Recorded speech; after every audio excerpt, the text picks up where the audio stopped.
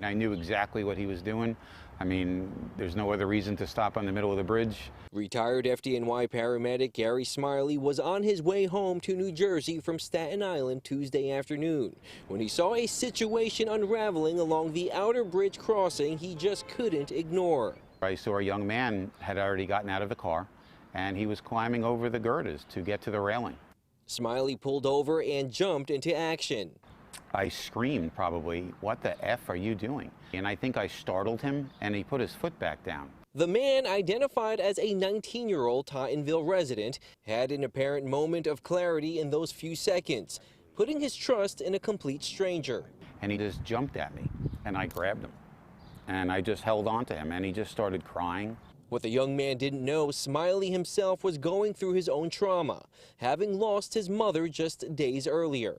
The retired paramedic also carries the strain of being trapped underneath the rubble on 9/11, an experience never far from his mind, sharing it with the teen.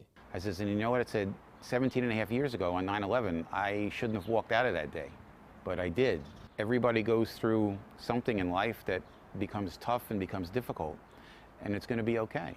And he just held me and just cried. Smiley, who still gives back as a World Trade Center and retirees liaison with the FDNY union, says he believes it was his late mother who put him on that bridge Tuesday afternoon. She made me feel okay with the fact that I could go back to doing, what I enjoy doing, and not just sit home and mourn her, but to celebrate her.